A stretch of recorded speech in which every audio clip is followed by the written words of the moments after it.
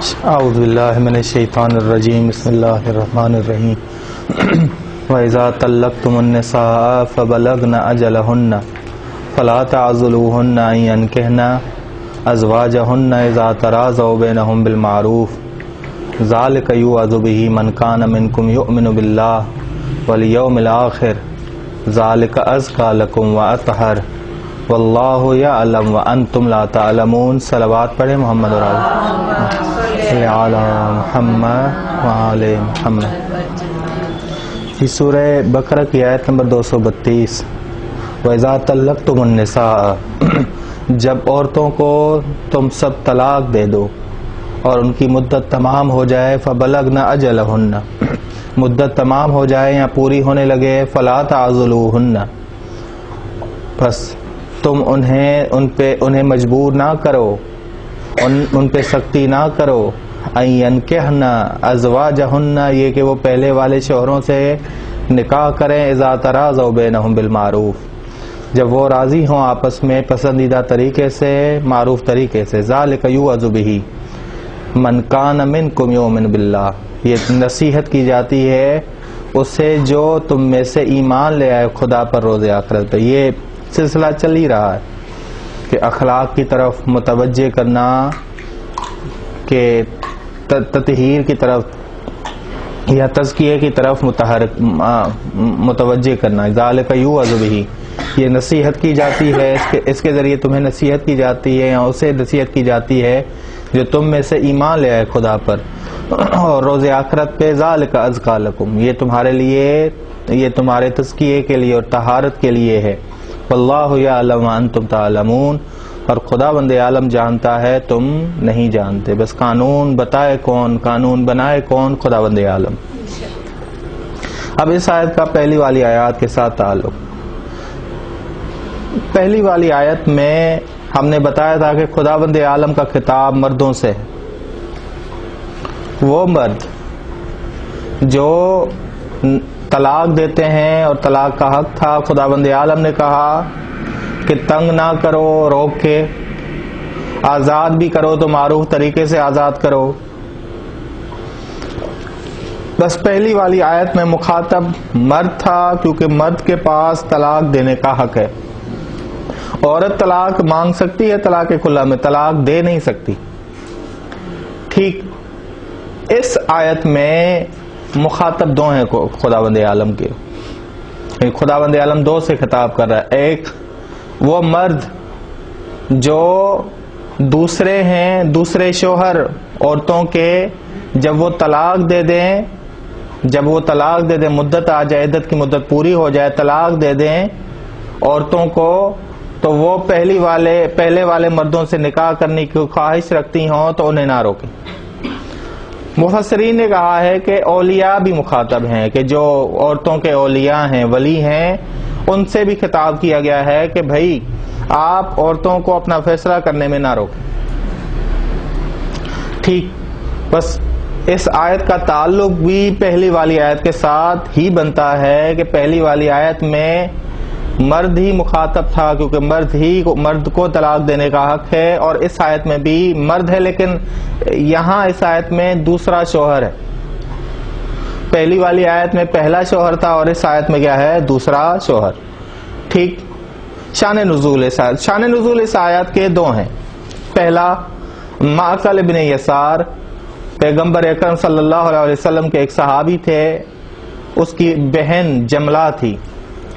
عاصم بن عدی اس کی بہن کا پہلا شوہر تھا، وہ عاصم سے اپنی بہن کی دوبارہ شادی کی مخالفت کرتا تھا، کیونکہ عاصم نے اس سے پہلے اسے طلاق دے دی تھی۔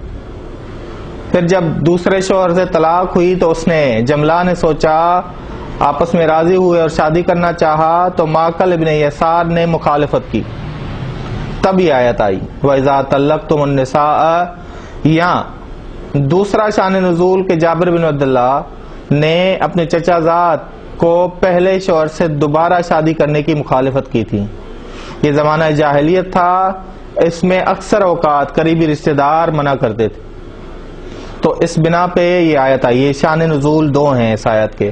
فَلَا تَعْضُلُوهُنَّ، تعضلوہن کا مصدر مصدر ہے عزل، جس کا معنی ہے منع کرنا، روکنا، مجبور کر کے، شدت، سختی کے ساتھ منع کرنا، یعنی سخت منع کرنے میں ہر راستہ اپنانا، مجبور کرنے کا ہر راستہ اپنانے کو عزل کہا جاتا ہے۔ فلا تعزلوہن، کوئی سختی نہ کرو، کوئی مجبوری نہ ڈالو ان پہ، ٹھیک۔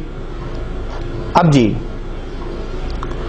آیت اللہ جوادی عاملی کہتے ہیں کہ اس آیت کا پہلی والی آیت کے ساتھ تعلق یہ ہے کہ تشریح ہو رہی ہے سرحوہن بمعروف کی، سرحوہن بمعروف، معروف طریقے سے انہیں آزاد کرو، اس کی ہی شرح ہو رہی ہے، اس کی ہی وضاحت ہو رہی ہے، ٹھیک۔ اب جی اولیاء میں مراد ہم نے کہا کہ اولیاء مراد ہیں، اولیاء میں کیا بھائی چچا زاد بھی ولی بن سکتے ہیں، چاہے وہ بڑا بھائی ہو۔ مکتب اہل بیت علیہ السلام کے لحاظ سے حقیقی بھائی چچا زاد بھائی کو اپنی بہن اور اپنے چچا زاد پر شرعی ولایت حاصل نہیں، اس لیے انہیں ہم پلہ کہا جاتا ہے۔ ان کو اس بات سے منع کیا گیا ہے کہ وہ غصے اور ناراضگی کی وجہ سے ان عورتوں کی عدت ختم ہونے کے بعد ان کے سابقہ شوہروں سے دوبارہ رشتہ زوجیت قائم کرنے سے روکیں، یہ منع کیا گیا انہیں۔ فلا تعزلوہن سے ولی ان کی سرپرستی غیر مؤثر ہونا ثابت نہیں ہے، بعض کہتے ہیں کہ ولی کی سرپرستی غیر مؤثر ہو جاتی۔ فلا تعزلوہن، فلا تعزلوہن نہ ہی ارشادی ہے، یعنی وہ نہیں جو خیر خواہانہ نصیحت کے طور پر ہو۔ فلا تعزلوہن یعنی وہ جو تم منع کرتے ہو خیر خواہی کے طور پہ، خیر خواہی کے طور پہ۔ پس سرپرست اور ہم فلاح افراد عورتوں کے ان سابقہ شوہروں کی طرف رجوع کرنے اور دوبارہ رشتہ زوجیت قائم کرنے کے فوائد اور بہتری سے آگاہ کریں، نہ کہ انہیں منع کریں، ٹھیک ہے۔ نصیحت کر سکتے ہیں وہ۔ اس مطلب کی طرف خداوند عالم نے اشارہ دیا ہے ذالک ازکا لکم واطہر، یہ دوبارہ رشتہ زوجیت قائم کرنا تمہارے لیے کیا ہو؟ پاکیزہ اور نجاست سے دور ہونے کا باعث ہو۔ سختی سے نہ روکو انہیں، لیکن نہیں ارشادی کر سکتے ہو، نہیں ارشادی سے۔ فلا تعزلوہن سے ولایت بالکل ختم نہیں ہو جاتی، وہ نصیحت خیر خواہی والی نصیحت آپ کر سکتے ہو، خیر خواہی کے طور پہ آپ منع کر سکتے ہو۔ فبلغن اجلہن سے مراد عدت کی مدت کا پورا ہونا۔ ہم نے پہلی والی آیت میں کہا تھا کہ دو مراد ہے، عدت پوری ہو رہی ہے یا عدت پوری ہو چکی ہے۔ ذالک یوعظ بہ من کان منکم یؤمن باللہ، اس حکم سے نصیحت کی جاتی ہے کہ انہیں جو خدا اور روز جزا پر ایمان، کہ وہ جو خدا اور روز جزا پر ایمان رکھتے ہیں وہ لوگ اس حکم کی پیروی کریں گے، وہ لوگ، ان لوگوں کو نصیحت کی جاتی۔ بس اخلاقی لحاظ سے یعنی احکام شرعیہ کے ذریعے اخلاقی لحاظ سے بلندی ہو، ایمان میں بلندی ہو اور روز آخرت کو یاد کیا جائے تاکہ مضبوطی آئے۔ بس نصیحت اور اخلاق کی بلندی کے لحاظ سے احکام شریعہ کا ہونا ضروری ہے، ٹھیک۔ ذالک ازکا لکم واطہر۔ تزکیہ کے 3 مراحل ہیں۔ پہلا مرحلہ ہے تخلی۔ تخلی سے مراد کیا ہے؟ تخلی سے مراد ہے خود کو بری صفات سے دور کرنا، احکامات پر عمل کرنے سے، احکام فقہیہ پر عمل کرنے سے بری صفات سے خود کو دور کرنا، اول مرحلہ۔ دوسرا مرحلہ ہے تحلی۔ تحلی کیا ہے؟ خود کے اندر صحیح اور روشن صفات کو ڈالنا۔ جب اپنے اندر سے بری صفات کو نکالا ہے تو اب کیا دوسرا مرحلہ کیا آئے گا؟ دوسرا مرحلہ آئے گا تحلی کا۔ تحلی سے مراد ہے صحیح صفات، بلند صفات کو اپنے اندر ڈالنا۔ اور اس کے بعد مرحلہ ہے تزکیے کا تجلی۔ تجلی کیا ہے؟ پھر ان روشن صفات کے ذریعے پاکیزگی تک پہنچنا، پاکیزگی تک پہنچا جائے اور روشن ہوا جائے، یعنی روشنی نہیں آئے گی، بس احکام شریعہ کیا دیں؟ ہمیں روشنی دیں۔ بس مد نظر رکھنا ضروری ہے کہ خدا پر ہم ایمان لاتے ہیں، روز آخرت پر ہم ایمان لاتے ہیں، اور اس کے بعد تزکیہ اور طہارت کو مد نظر رکھنا ضروری ہے۔ اور یہ جملہ اس حقیقت کی طرف اشارہ کرتا ہے کہ اس حکم پر عمل کرنے کا نتیجہ 100% تمہارے حق میں ہے۔ زیادہ سے زیادہ یہ ہو سکتا ہے کہ اطلاعات کی کمی کی وجہ سے تمہیں احکامات کے فلسفہ سے واقفیت نہ ہو، لیکن وہ خدا جو تمہارے اسرار سے آگاہ ہے، اس نے یہ احکام تمہارے منافع کے تحفظ، خاندانوں کی طہارت اور پاکیزگی کے لیے جاری کیے ہیں۔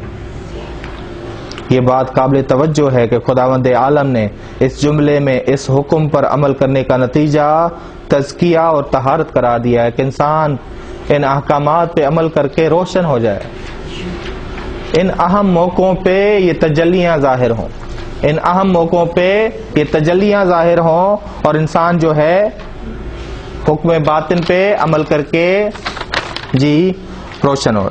ٹھیک، ایک اور طلاق شدہ جو عورتیں ہیں، عدت گزارنے والی عورتیں، ان کے عدت جو بیان ہوئی ہے، پہلے 3 طہر،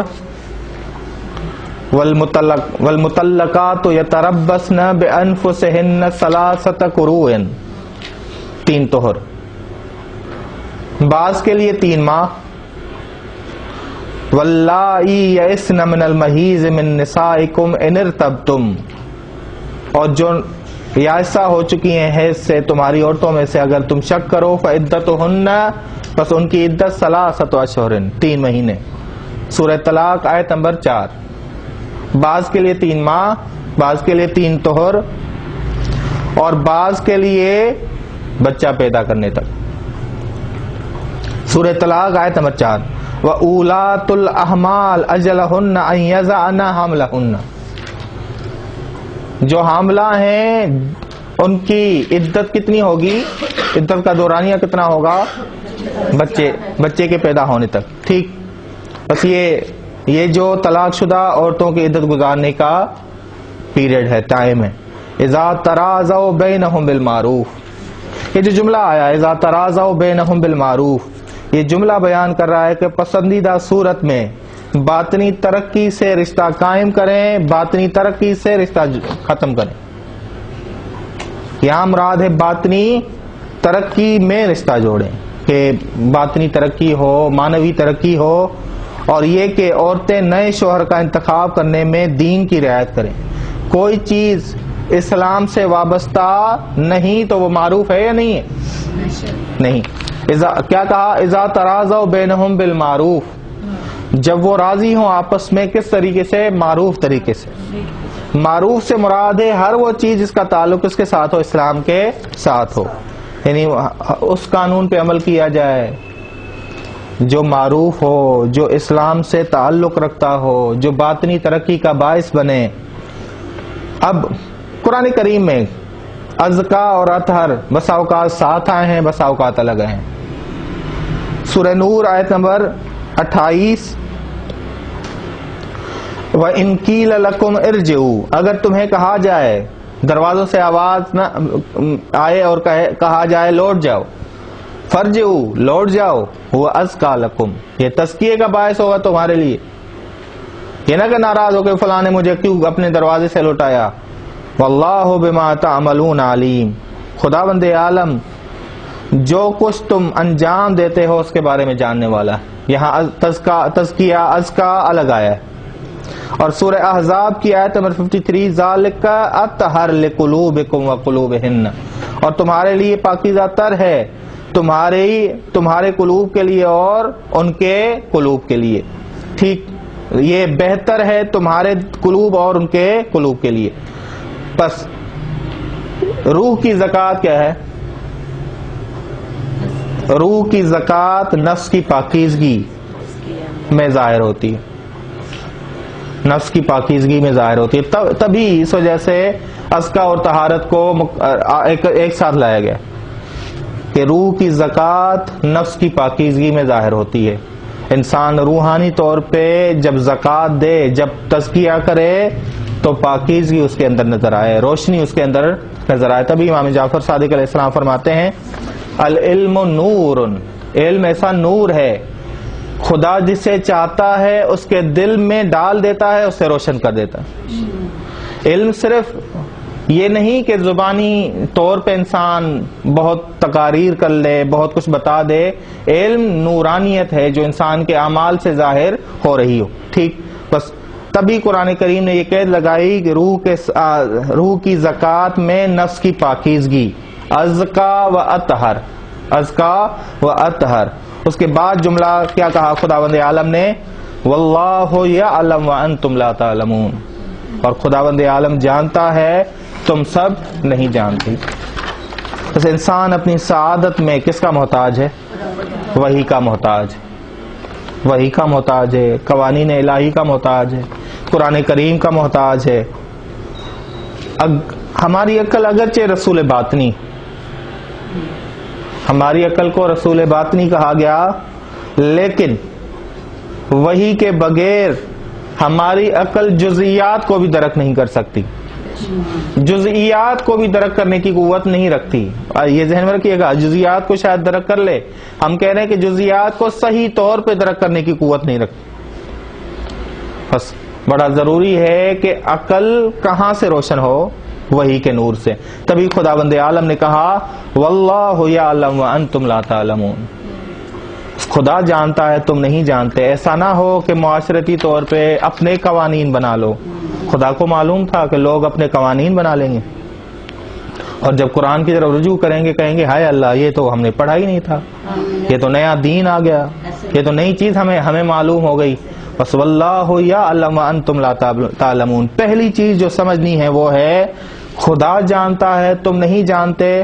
بس قانون یہ ہے کہ عقل یہ کہتی ہے کہ خدا جانتا ہے ہم نہیں جانتے، تو اس قوانین کہاں سے لینے چاہیے؟ عالم سے لینے چاہیے. اور عالم صرف کون ہے؟